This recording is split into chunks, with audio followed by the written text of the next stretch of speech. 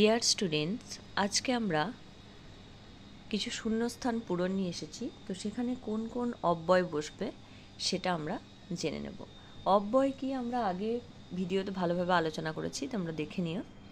তো আজকে একটু সংক্ষেপে বলে নিই যে অব্যয় হচ্ছে তিন লিঙ্গে, অর্থাৎ পুংলিঙ্গ, স্ত্রীলিঙ্গ, নপুংসকলিঙ্গ, তিনটি বচনে, এক বচন, দ্বিবচন এবং বহুবচন, আর সাতটি বিভক্তিতে যার রূপ একই থাকে সেটাই হচ্ছে অব্যয়।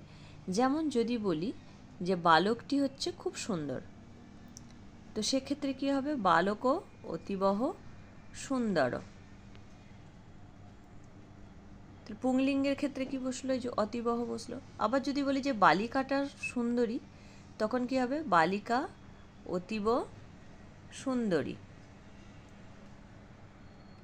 এক্ষেত্রেও দেখো অতীবই রয়েছে, তাহলে অব্যয়ের কিন্তু কোনো চেঞ্জ হচ্ছে না। আবার যদি নপুংসক লিঙ্গের ক্ষেত্রে বলি, তখন হবে ফলম অতীবহ সুন্দরম।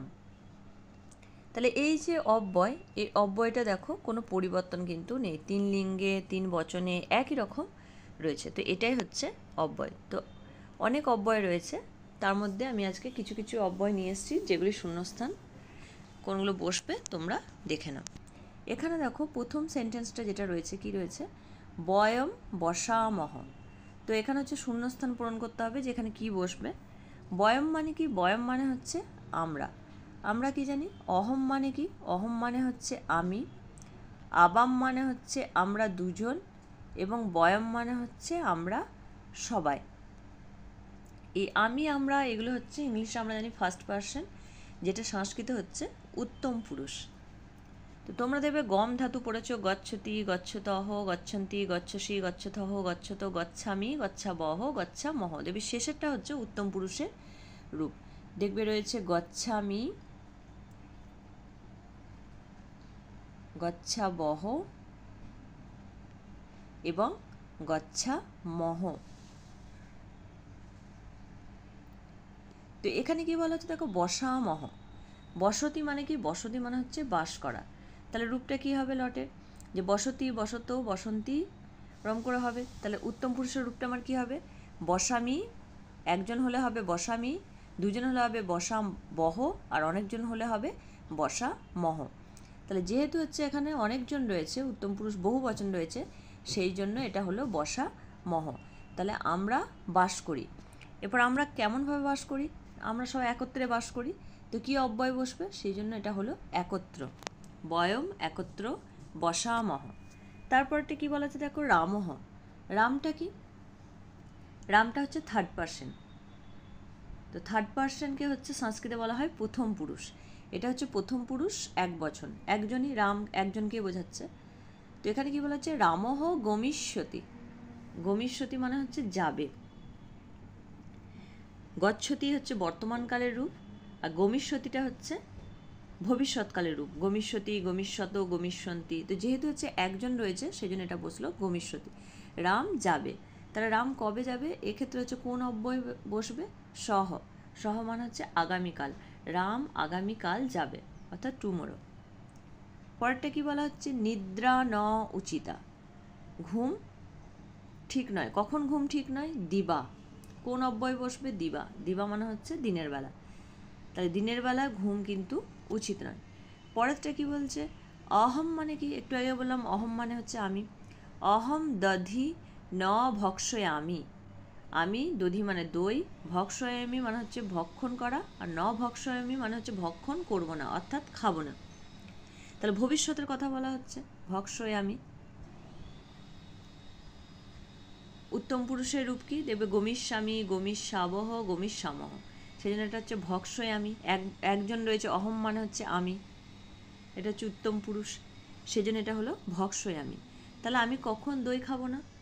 না, আমি নক্তম, অর্থাৎ রাত্রিবেলা দই খাবো না। তাহলে নক্তমটাও হচ্ছে একটা অব্যয়। তাহলে একত্র, সহ, দিবা, নক্তম, এগুলো সব হচ্ছে অব্যয়। পরে কি বলছে? রামং শ্যামং চ। রাম, শ্যাম, চ মানে হচ্ছে এবং। রাম এবং শ্যামের কি বলছে? মধু তিষ্ঠতি। তিষ্ঠতি মানে হচ্ছে থাকে। তাহলে রাম এবং শ্যামের মাঝখানে মধু তিষ্ঠতি। মাঝামাঝি বা মাঝখানে, তাহলে অন্তরা মানে হচ্ছে মাঝামাঝি।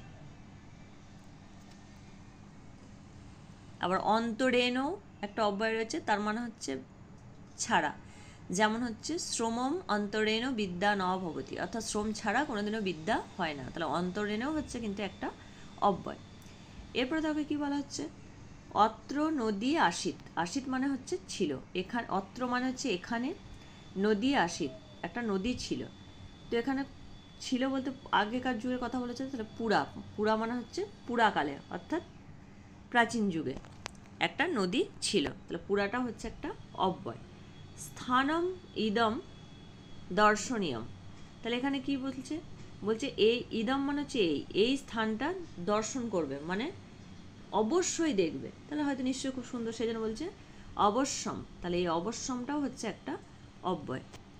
ঈদৃশং পুষ্পং ন প্রাপ্তব্যম, বলছে এই ফুলটা ন প্রাপ্তব্যম মানে হচ্ছে পাওয়া যায় না, কোথায় না সর্বত্র, সব জায়গায় কিন্তু এই ফুলটা পাওয়া যায় না, তাহলে সর্বত্র, একত্র আগেই দেখলাম, এগুলো সব হচ্ছে অব্যয়। পরেরটা কি বলছে, জীবেত সুখম জীবেত, তাহলে কি হচ্ছে যাবৎ জীবেত, যাবৎ মানে হচ্ছে যতদিন, তাহলে এটাও হচ্ছে একটা অব্যয়, যাবৎ জীবেত মানে যতদিন বাঁচবে, সুখম জীবেত অর্থাৎ সুখে বাঁচো। পরেরটা কি বলছে, বহতি পবনহ, পবন মানে হচ্ছে বায়ু, তাহলে বায়ু বইছে, বায়ুটা কেমন বইছে, শনয় শনয়, শনয় শনয় মানে হচ্ছে ধীরে ধীরে, তাহলে এই শনয় শনয়টাও হচ্ছে একটা অব্যয়, শনয় শনয় বহতি পবনহ। তো এইভাবে হচ্ছে অব্যয়গুলো করতে হয়। তোমরা আগের ভিডিওটাও দেখতে পারো, আরও দেওয়া আছে এক্সাম্পল। আজ এখানে শেষ করছি।